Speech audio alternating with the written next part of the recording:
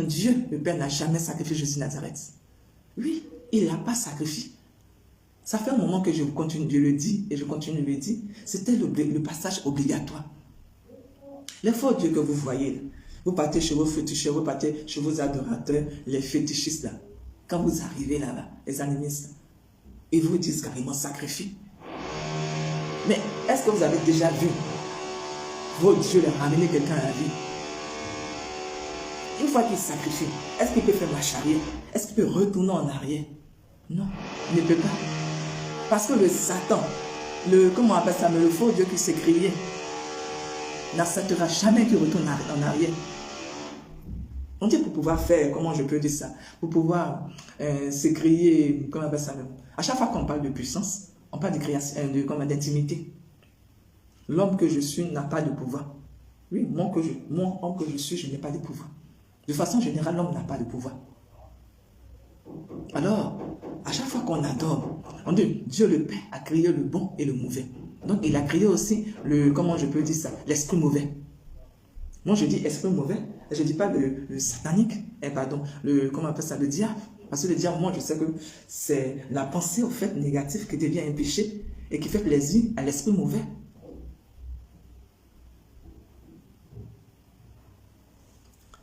Comment je peux dire ça? L'esprit mauvais. Il y a tellement d'esprits. Il y a tellement d'esprits. Il y a le bon, il y a le mauvais.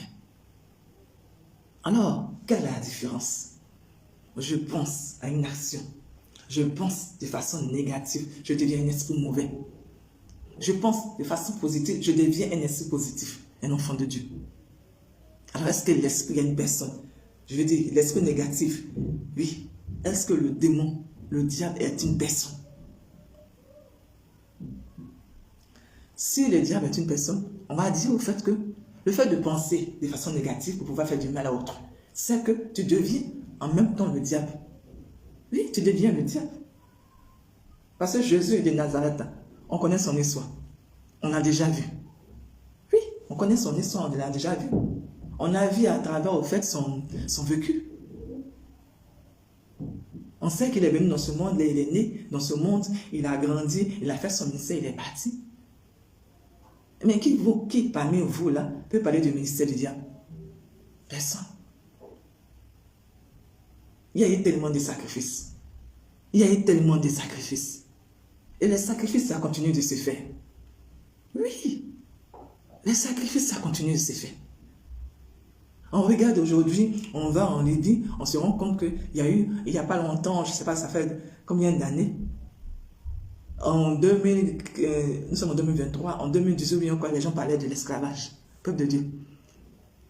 On dit l'esclavage s'est créé en Libye. L'esclavage s'est créé dans les pays arabes. Est-ce que ça, c'est de l'esclavage? Est-ce que ça, c'est de l'esclavage? Et en même temps, on nous dit, il y a une justice mondiale. C'est-à-dire que la justice humaine n'existe. Et la justice humaine, elle est pour qui? Si la justice humaine a été créée, alors qui l'a créée? Pour qui? Qui a créé la justice humaine pour qui? La parole de, comment on appelle ça même? Comment on appelle ça? Thomas dit, si vous, enfants de Dieu, si vous, enfants de Dieu, en général, vous ne savez pas qui vous êtes, vous ne connaissez pas votre personnalité, vous êtes mort d'avance, vous êtes perdu. Parce que si vous mourrez, vous allez mourir, mourir sans même savoir qu'il y a, comment on appelle ça, une vie après la mort. Vous allez mourir même sans même savoir que Jésus, au fait, a laissé, excusez-moi, la parole de Dieu a existé. On dit nul n'est censé connaître la loi, est censé ignorer la loi. On dit Jésus est ressuscité. Philippe dit, voilà, dans son écriture apocryphe, que Jésus est ressuscité. Les gens s'étonnent parce qu'au fait, Jésus qui est mort ressuscite avec la totalité de son corps. Philippe dit que comment on appelle ça, étant sur terre, ça veut dire que avant même que tu ne meurs, tu peux ressusciter. Donc, je vous explique. Quand tu dis avant que tu ne meurs, tu peux ressusciter, ça veut dire quoi? Ça veut dire que ton âme étant vivant, ton âme, ton esprit au fait, est déjà positionné dans le paradis. C'est-à-dire que tu as déjà une place là-bas. Donc quand tu meurs là, le jour de ta mort, là, directement, l'ange Gabriel, pardon, Saint-Michel Archange vient te chercher et puis tu t'en vas. Que pendant que tu es en train d'agoniser, pendant que ton âme, en fait, ton esprit quitte ton corps, l'âme monte directement au paradis. Donc Philippe a appelé ça la résurrection dans la chair. Et moi je vous explique ce qu'il est en train de dire de façon terre à terre au fait. Il est dit par là, quand tu fais du bien de ton vivant, déjà, tu es déjà au paradis. Mais quand tu fais du mal de ton vivant, c'est déjà réservé aussi ton enfer. Ton enfer est déjà réservé. Donc, ne soyons pas étonnés. Si on veut dire que Jésus est monté aussi, il est monté aussi. On te dit Jésus est monté aussi. Il est venu préparer un chemin pour toi, que tu vas le suivre.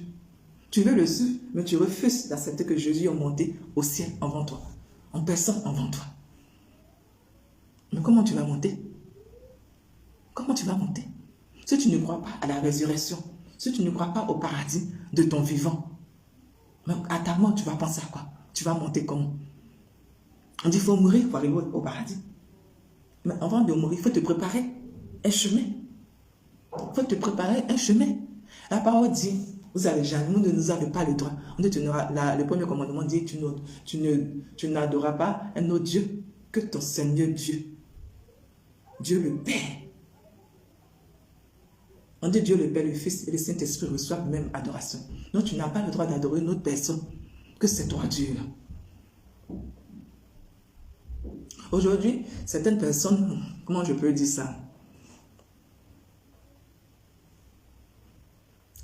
Aujourd'hui, certaines personnes pensent qu'on a le droit d'adorer, au fait, une personne, au fait, qui est connue dans la religion, ou bien, parce qu'au fait, c'est le pape, on doit l'adorer. Mais si tu adores un pape, tu es foutu. C'est un humain. Si tu adores un pape, c'est la papauté que tu es en train d'adorer. C'est la loi des humains que tu es en train d'adorer. Alors, pourquoi, toutes ces cachotteries? La parole dit que comment on appelle ça? Le semeur a semé et puis ça a donné de bons fruits. Je vais vous donner un autre exemple. Je vais vous donner l'exemple de Philippe.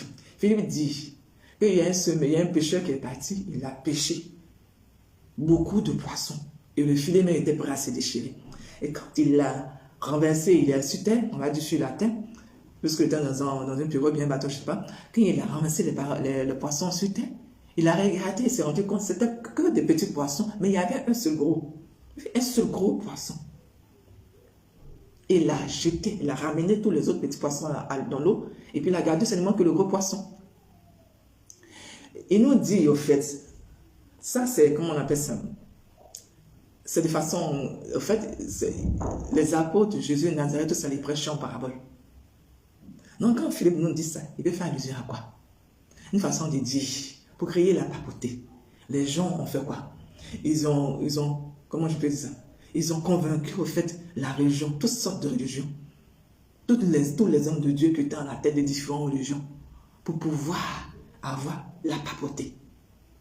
Raison pour laquelle ils ont dit,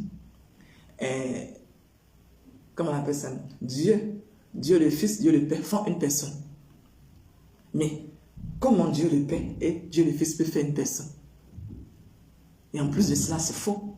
C'est Dieu le Père, Dieu le Fils et le Saint-Esprit qui est la mère qui font une seule personne. Les trois dieux font une seule personne. Oui, les trois dieux font une seule personne. Pourquoi? Maintenant, je vais vous expliquer. Parce qu'au fait, les trois décident ensemble.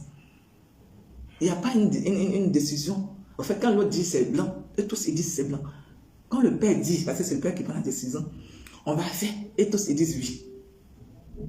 Quand Dieu le Père dit c'est blanc, on dit c'est blanc. C'est comme ça qu'on dit. Les trois dieux font une personne. Sinon, c'est pas que, comment on appelle ça, Dieu le Fils, Dieu le Saint-Esprit n'existent pas. Non. C'est pas ça. Donc, quand on a créé la papauté, c'est-à-dire que toutes ces personnes-là, on devait les mettre ensemble et puis former un pape. Oui, former un pape. comment je peux dire ça? Il y a certaines personnes qui disent que le monde entier est géré par la papauté. Et Philippe nous dit qu'il y a eu un gros poisson. On dit le monde entier est géré par la papauté. Et puis Philippe nous dit le pêcheur a pêché plusieurs poissons, mais il y a eu un gros poisson. La différence. Quand je commençais, je disais au fait que après les apôtres, les gens se sont dit Jésus est parti. L'histoire de Jésus est vieux maintenant. Les apôtres aussi ont suivi. L'histoire des apôtres est vieux. Le Saint-Esprit, jusque-là, on n'a pas dit qu'elle est descendue sur une autre personne, une tierce personne. Mais pourtant, elle continue à réagir.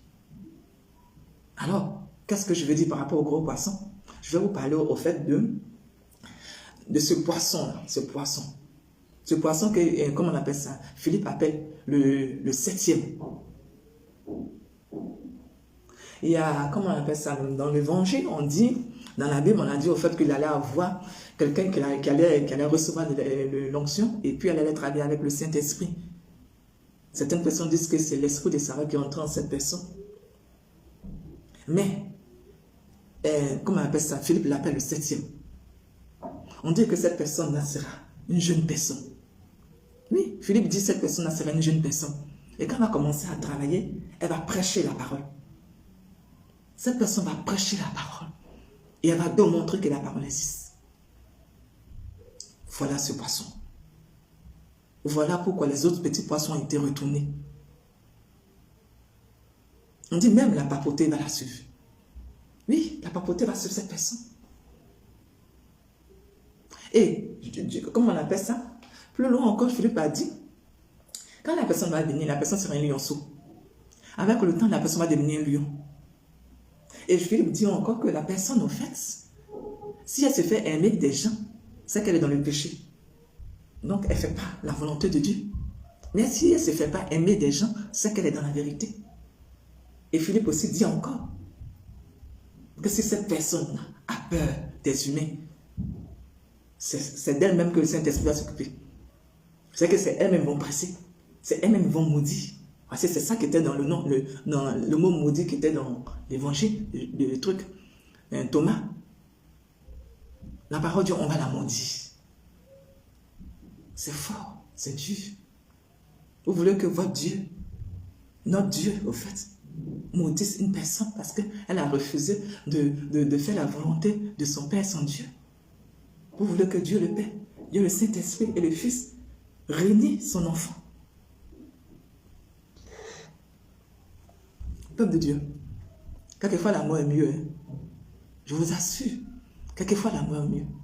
Mais quand tu connais le paradis là, tu dis, tu fais quoi dans ce monde-là? Ce monde-là, même c'est là. Tu fais quoi dedans? Un monde pourri comme ça, tu fais quoi dedans?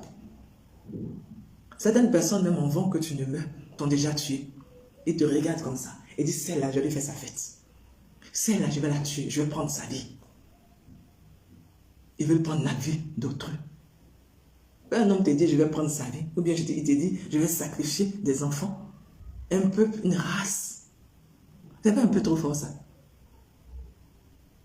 On dit dans le passé, la parole nous dit dans le passé, il y a des rois qui sacrifient en public. Comment on parle de sacrifice? Le sacrifice dans le passé existe. Dieu le Père, Dieu le Fils est mort en public. Il est mort sur une croix en public devant tout le monde. Vous voyez? Il a été maltraité. Il a été, battu, craché dessus sa personne, tout. Mais tout cela s'est passé en public. C'est en public que Jésus de Nazareth est mort. C'est en public sur la croix que Jésus de Nazareth est mort. On n'est pas parti cacher Jésus pour le frapper, le clouer, et puis dire à tout le monde qu'il est mort. Les gens qui étaient présents ont vu la mort de Jésus. Ils ont vu le chemin de croix que Jésus a traversé. Alors, quand tu veux sacrifier pour ton Dieu, le Dieu que moi je connais, que je prie, quand tu veux sacrifier pour lui, peuple de Dieu, on ne se cache pas. Quand tu sacrifies en public, tu sacrifies, les gens vont te détester. Oui, le sacrifice, quand je dis sacrifice, si on veut creuser dans le même sacrifice, on ne pourra jamais finir le mot sacrifice. Parce que quand on parle de sacrifice, je peux donner un exemple. Je sacrifie ma personne en disant que la papauté est une histoire inventée par l'homme et il y a beaucoup, au fait, de problèmes dedans. Pourquoi? Parce que c'est basé sur du mensonge. Aujourd'hui, on parle d'impureté dans l'église. Mais en même temps, le pape François dit, dévoiler tout ce qui est pédophile. Dévoiler tout ce qui est impureté, tout ce qui est mensonge, comment on appelle impureté dans l'église, dévoiler ça. Il n'y a pas longtemps, on dit on va dédommager les enfants qui ont été victimes de la pédophilie, excusez-moi, de certains prêtres. Oui. Les choses qui sont faites des mains des hommes ne restent pas éternelles. Mais ce qui vient de Dieu, même si on combat ça, ça demeure éternel.